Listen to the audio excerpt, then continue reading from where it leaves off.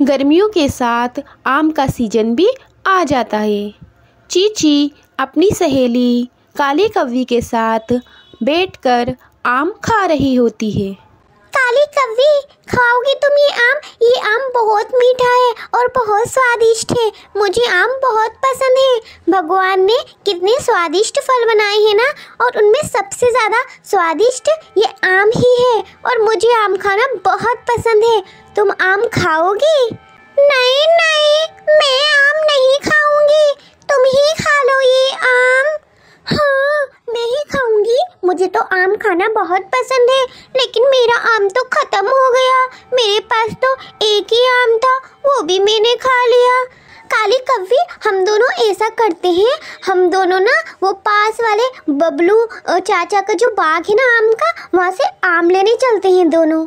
नहीं नहीं, मैं नहीं जाऊंगी। अगर मेरी मम्मी को पता चला तो मेरी मम्मी मुझे मारेंगी।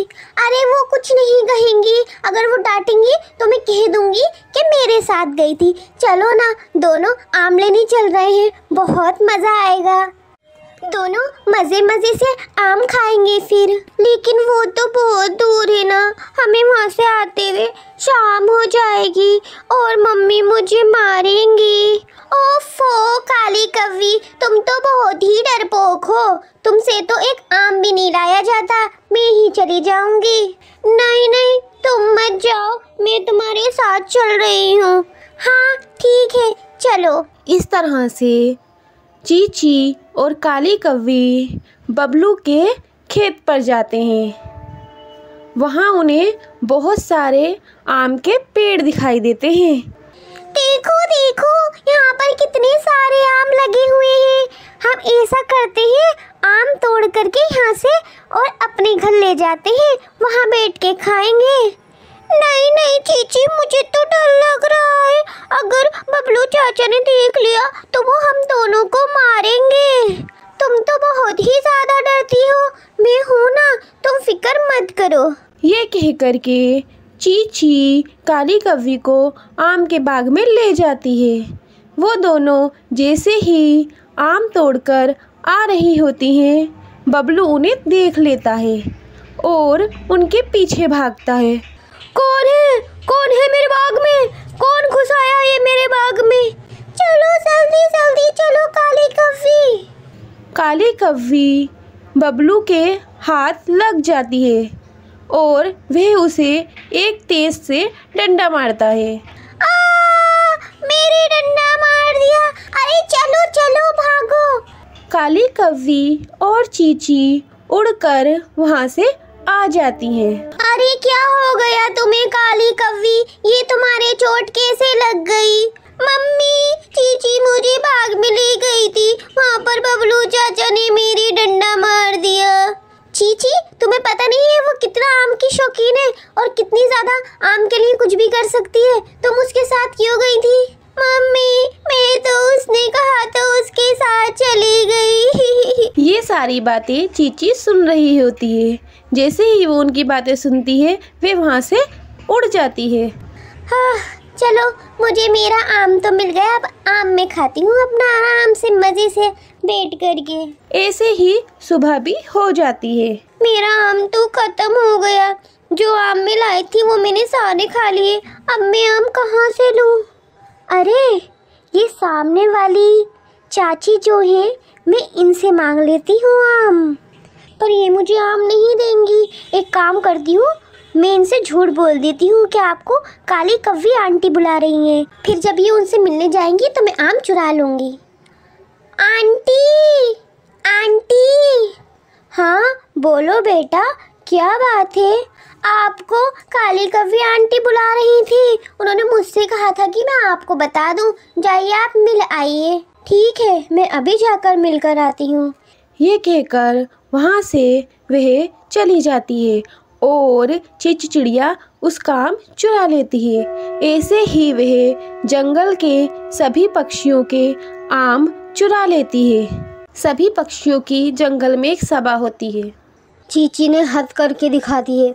वह सभी के घरों से आम चुरा रही है। उसको सजा मिलनी चाहिए।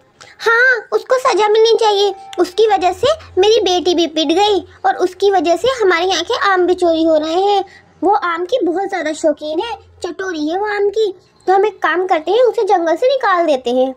नहीं नहीं, ये उसका घर है, हम उसे यहाँ से नहीं निकाल सकते। लेकिन हाँ, हम एक काम कर सकते हैं, आज के बाद कोई भी पक्षी उस चींची चिड़िया से बात नहीं करेगा और ना ही अपने यहाँ किसी त्योहार में उसे बुलाएगा। पंचायत का यही फैसला होता है। इसके बाद जंगल के सभी पक्षी चींची से बात करना बंद कर देते हैं और किसी भी त्योहार में उसे नहीं बुलाया जाता। अब चींची को अफसोस होता है। वह मुखिया के पास जाती है और कहती है, मुखिया जी सॉरी, मुझे बहुत अफसोस है, मैंने सबके यहाँ से चोरी की।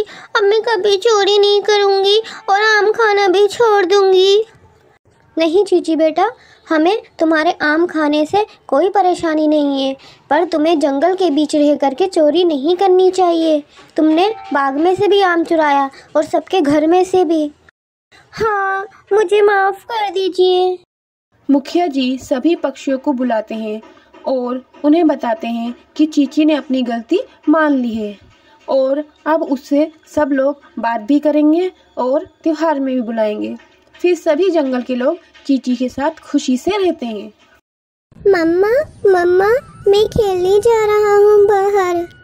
अरे बेटा, तुम बाहर क्यों जा रही हो?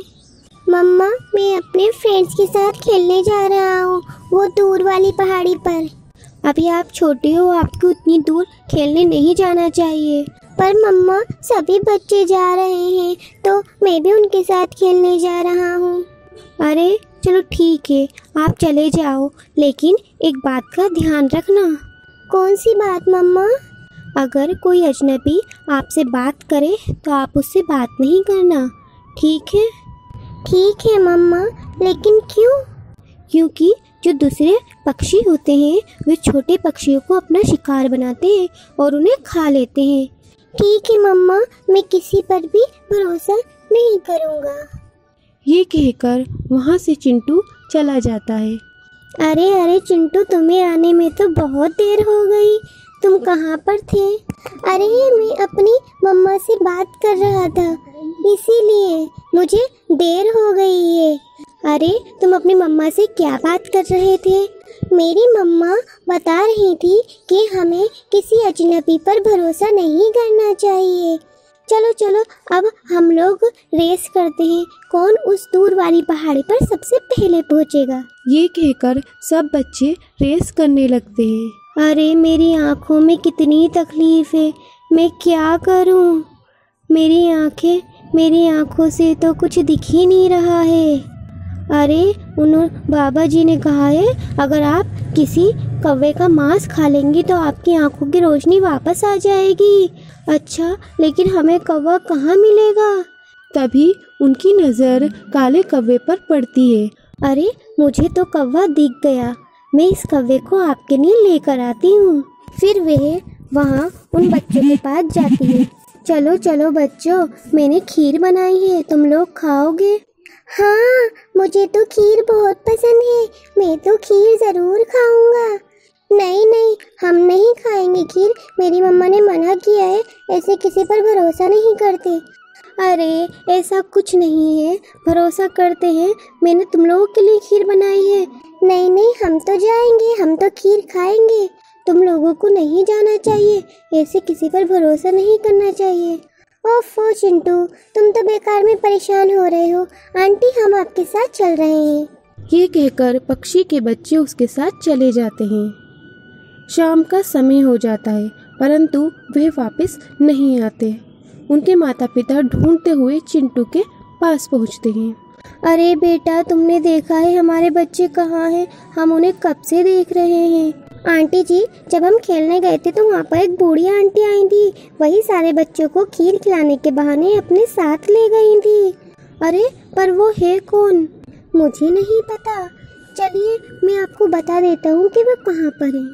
वे सब पंछी वहाँ पर जाते हैं तो देखते हैं उनके बच्चे बंधे हुए हैं।